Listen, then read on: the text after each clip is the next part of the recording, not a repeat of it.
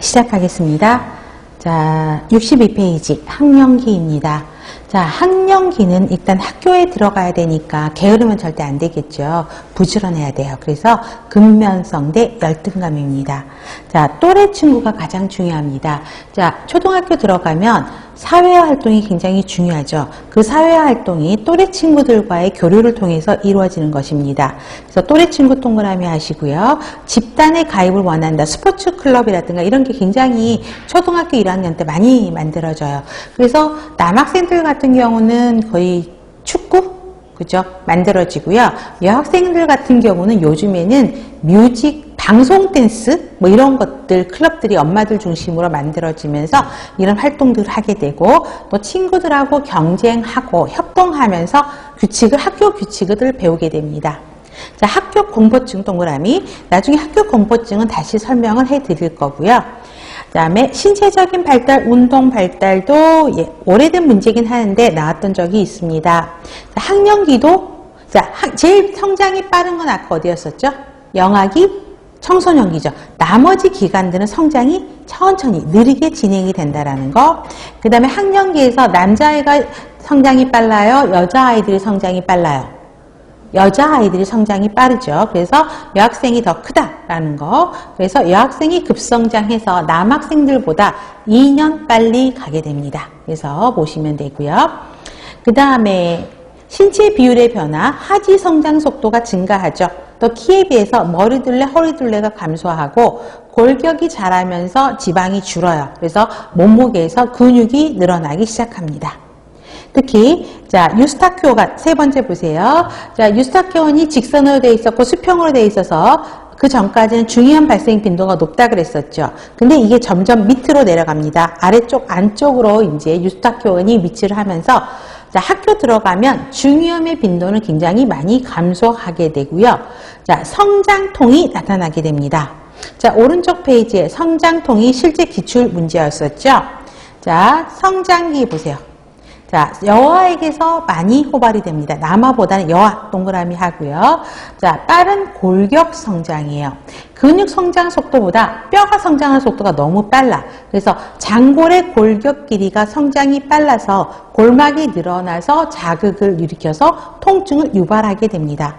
자, 그래서 중요한 거는 대칭적이다를 기억을 하셔야 됩니다. 양쪽이 동시에 나타나고요. 안 움직이면 통증 없어요. 그런데 아픈 곳은 어디가 아프냐 누르지 못해요. 어딘지 모르고요. 마사지하면 되게 시원해 하고요. 특히 네 번째 땡 별표, 심한 신체활동 후나 저녁, 밤에, 그러니까 신체활동을 오후에 심하게 했잖아요. 그럼 밤이라든가 저녁에 성장통이 되게 심합니다. 그래서 이거를 잘 모르면요, 애가 다리 아프다고 막 우니까 한밤중에 응급실 오시는 분들이 굉장히 많아요. 근데 이거 집에서 잘 해주시면 되거든요. 근데 보시면 되고요. 그래서 통증이 더 심하고, 그래서 일시적인 거예요. 휴식하거나 자고 일어나면 사라집니다. 문제는 밤에 아프다 그러니까 응급실로 오는 거죠. 자, 관리는 자연 소멸이고요.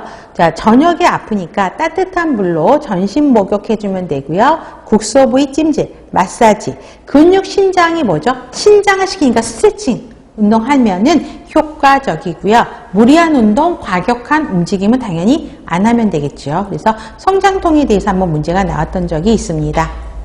자, 그 다음에 다시 62페이지 와서 편도 아데노이드가 학령기 동안에 성장한다 그랬었죠. 그래서 6살에가 아까 성인이었었고 림프 조직들이 12살까지는 성인 2배로 커지게 돼요. 그렇다 보니까 이때 문제들이 많이 발생하게 됩니다. 그 다음에 유치가 20개였죠. 다 빠지고 자, 영구치가 32개입니다. 그거 기억하시면 좋겠고요. 그 다음에 6살 때 전이가 빠져요. 그러니까 엄마들이 뭐라 그러죠? 미운 7살이라고 이야기합니다. 전이가 빠지면서 예뻐지지 않아요. 그래서 자, 치아 형태 안몽결의 변화로 어색한 얼굴들이 보이게 되고 자, 시야가 많이 발달하는 게 6세입니다. 꼭 기억하셔야 됩니다.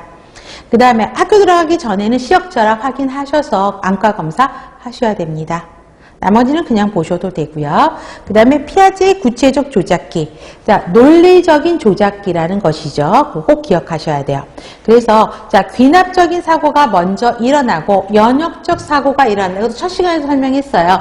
귀납적인 거는 어떤 결론들을 모아서 하나의 큰 결론을 만드는 게 귀납.